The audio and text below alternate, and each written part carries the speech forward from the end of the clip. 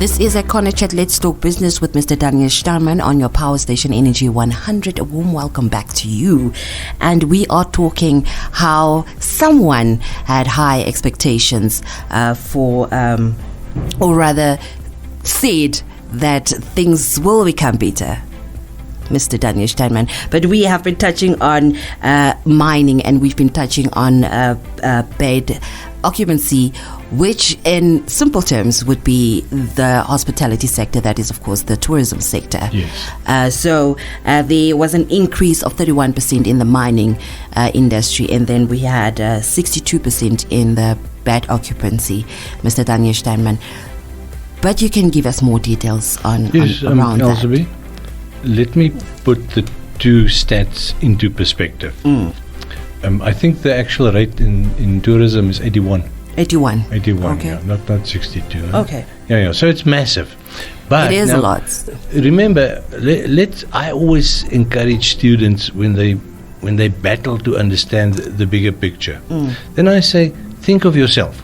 Think where you are and project around you what's happening. So you have to be situationally aware. So now we think of tourism. Can you recall any big hotel being built?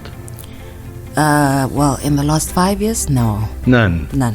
Big deals in the hotel industry, but it's still the same. Hotels change ownership, but not a new project. Not the facility. Yeah. You know, if you think of the coast, any big tourism developments? None. Zero. If you look at the lodges, big investments, none.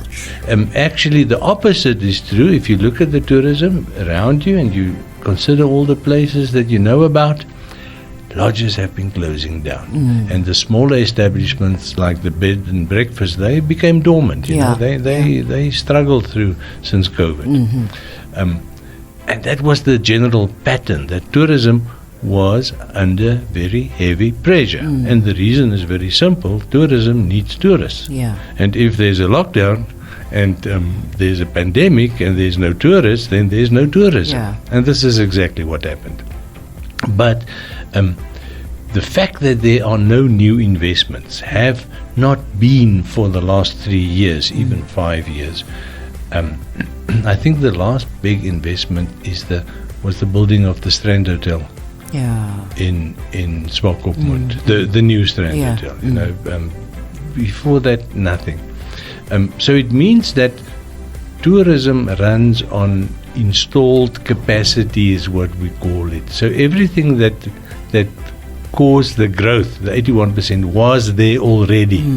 So you had a huge factor of underutilization, and this confirms of what we've seen about tourism. You know, the whole practical situation that tourism was basically dead for the better part of 2 years and only started coming out of the doldrums last year, and not very aggressively.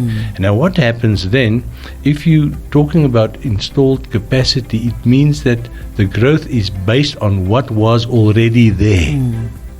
And what was there was silent. So we call that a low base. There was very little activity in the tourism sector. So the growth figures came plunging down to very close to zero, or somewhere between 0 and 20, but that's a very low base. So if you move from a low base, a relatively modest amount of growth give you a big statistical increase. You understand that principle? Right? If I go from 1 to 2, the students always laugh. From 1 to 2 is a 100% increase. From 2 to 3 is only a 50% increase. From 3 to 4 is only a 25% increase. So you see what is the effect of a low base. It makes the growth look bigger than what it is.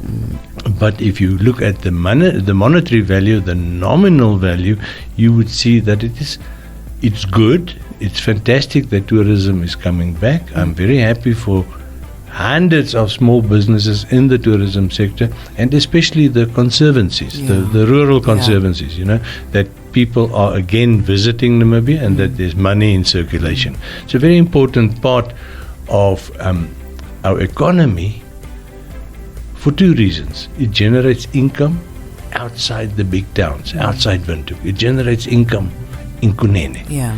And in the 4 O's, and in Kavango, and in the south, where places where nothing else generates income.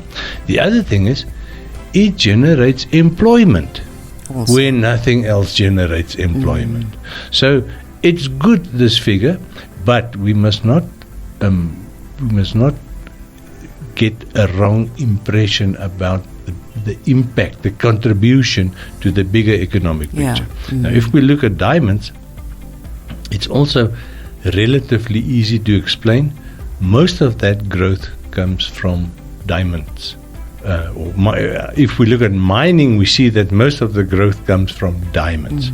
And that is easy to explain because Deb Marine, I think they've got 4 vessels in the water, diamond mining ships, and they've added the Namibian gem end of last year. So it's 1 to 4, it means it's a 20% increase. But that one extra vessel has led to most of that 81% increase in mining. Okay. So you can see from what I've just said that although I've got good expectations for the rest of the mining sector, it is still mostly diamonds, like it has been since 1928. Can you believe that? 28. That was even before I was born. When the first diamond was found. No. The first diamond was found in 1908. 1908. In 1928 is when Consolidated Diamond Mining, CDM, was formed because the diamond industry was basically bankrupt. And then they brought all the small bankrupt diamond companies together under Bonnie Bonato, and they formed CDM, which then became De Beers.